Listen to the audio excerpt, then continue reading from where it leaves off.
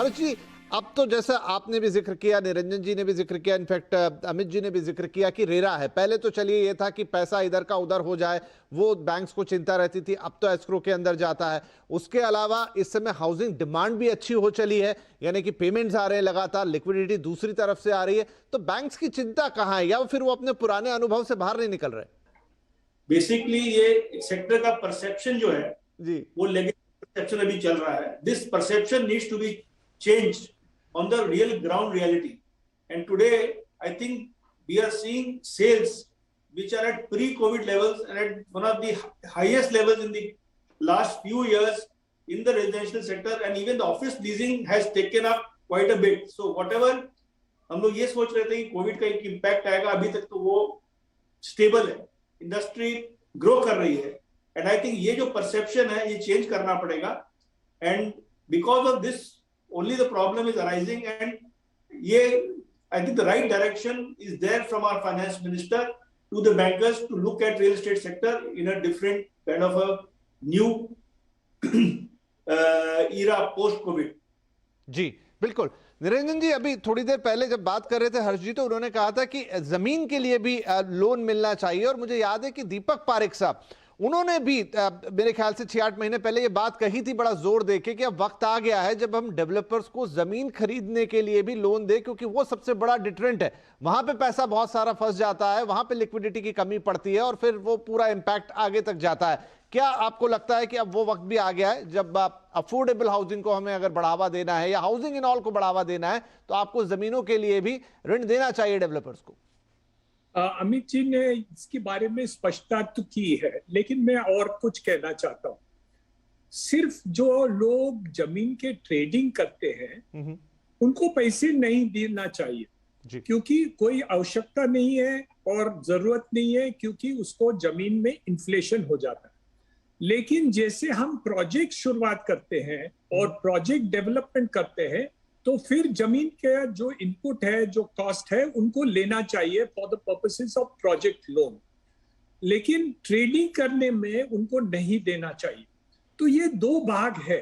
Investment in real estate में दो भाग करने की आवश्यकता है. जहां जमीन, सिर्फ जमीन को खरीद के बेचने में बैंकों को कोई फाइनेंस करने की आवश्यकता नहीं होती है, या करनी भी नहीं चाहिए, और वो बहुत ही इन्फ्लेशन धारक हो सकता है. लेकिन जो डेवलपमेंट करते हैं उनको इसमें इंक्लूड करना आवश्यकता है. जैसे हम कोई भी मकान हम बनाते हैं तो कभी कभी जमीन के भाव लगभग टोटल कॉस्ट के 50% जमीन के भाव होते हैं, और उसको फाइनेंस आप नहीं करेंगे तो वो प्रोजेक्ट बन नहीं सकता. अफोर्डेबल हाउसिंग क्षेत्र में भी यही कठिनाई है. आज की तारीख में वर्किंग कैपिटल रिक्वायरमेंट बहुत बढ़ गई है. रेरा में हमें पैसा एस्क्रो करके रखने की आवश्यकता है 70%.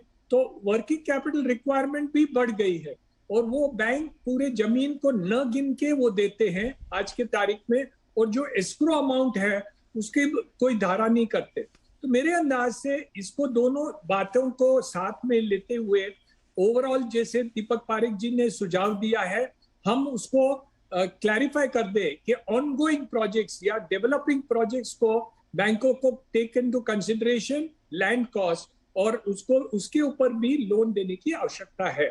तो मेरे अंदाज से ये फर्क आने से और डेवलपमेंट हो जाएगी, और स्पेशली अफोर्डेबल हाउसिंग सेक्टर में ज्यादा इसका महत्व है. जी, तो बिल्कुल यहाँ पर बात सही है. लैंड बैंक बनाने के लिए या जस्ट ट्रेडिंग करने के लिए वो अमाउंट नहीं मिलना चाहिए, लेकिन एक प्रोजेक्ट कॉस्ट के तौर पे उसे देखकर जमीन के लिए भी फाइनेंस होता है तो चीजें और बेहतर होंगी. अमित जी, लेकिन एक जो आपने हल्का सा मुद्दा छुआ, मैं उसको थोड़ा और विस्तार से लेके जाता हूं कि निरंजन जी आगे आए या हर्ष जी आगे आए, तो भाई देश के जाने माने डेवलपर हैं, यहाँ तो साख बहुत बड़ी है तो इजीली लैंड हो जाता है. लेकिन अभी भी बहुत सारे डेवलपर्स हैं जिनका शायद ट्रैक रिकॉर्ड उतना बड़ा नहीं है, या हम ये तो नहीं कहेंगे कि खराब है, लेकिन शायद भरोसा बनाने के लिए काफी नहीं है, और वहीं पे असली दिक्कत पहुंचती है. तो क्या छोटे डेवलपर्स, मिड साइज डेवलपर जो स्मॉल सिटीज में काम कर रहे हैं, उनके लिए फिर क्या उपाय बनता है? आप क्या देखते हैं जब उन्हें लैंड करते हैं?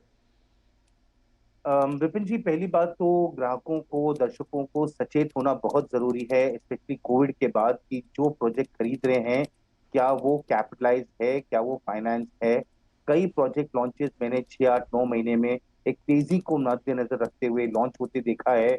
ये उम्मीद में कि अब लॉन्च होंगे तो बिक जाएंगे तो बन जाएंगे, मगर ये बहुत ही एक रिस्की, बहुत ही सचेत रहने वाली ये बात है कि आप पुष्टिकरण करें कि ये प्रोजेक्ट में बैंक लेंडिंग है या प्राइवेट लेंडिंग है या नहीं है, क्योंकि बिना कैपिटल के, बिना रुपया लगाए, बाहरी रुपया लगाए प्रोजेक्ट खत्म हो ही नहीं सकते हैं, चाहे वो कितने ही बड़े हैं कितने ही छोटे हों। तो जो मध्यम वर्गीय डेवलपर्स हैं, छोटे शहरों में जो ग्राहक हैं, उनको इस समय और ज्यादा सचेत रहना जरूरी है। पहली बात वो। दूसरा, जहां तक हमारा कैपिटल का सवाल है, हमारी लिमिटेशन है, हम 10, 12, 15 शहरों से ज्यादा हम कवर नहीं कर पाएंगे। जहां हम करते हैं वहां पे 2-3 बात बहुत सरल है, क्योंकि जो डिमांड होती है हर शहर की एक बहुत यूनिक होती है, हर एरिया की बहुत यूनिक होती है। अगर वहां पे बहुत बड़े लग्जरी प्रोजेक्ट बन रहे हैं तो वो स्पेक्युलेटिव कंस्ट्रक्शन होता है, तो हम स्पेक्युलेटिव कंस्ट्रक्शन को बढ़ावा नहीं देते हैं। लोग कहते हैं सेकंड होम में लोग चले जाएंगे, इस तरीके का घर बनाओ तो शायद उनको रुचि आएगी। हमारे को जो कोर हाउसिंग की जो डिमांड है, जो मिड इनकम और अफोर्डेबल हाउसिंग की डिमांड है, उसको हम 100% सपोर्ट करते हैं, पहली बात। दूसरी बात, जो निर्माण का जो समय लगना चाहिए वो कम से कम समय में अगर खत्म हो तब तो वो प्रोजेक्ट बनता है, बिकता है और पैसे बाहर आते हैं। जो लंबे अरसे के प्रोजेक्ट हैं वो अनिवार्य तरीके से अटके ही हैं। हमने एनसीआर में बहुत बड़ी समस्या देखी टाउनशिप की, कई और शहरों में भी बहुत बड़ी समस्या देखी टाउनशिप की। तो इस समय टाउनशिप की तरफ हम रुचि नहीं रखते हैं। हम सोचते हैं कि 200, 500, 1000 घर बने, तुरंत बने और वो ग्राहकों को मुहैया कराए जाए, तो वहां तो डेफिनेटली हमारा रुपया लग जाता है, जो फास्ट काम करके और ग्राहकों को वो अपने घर मिल सके।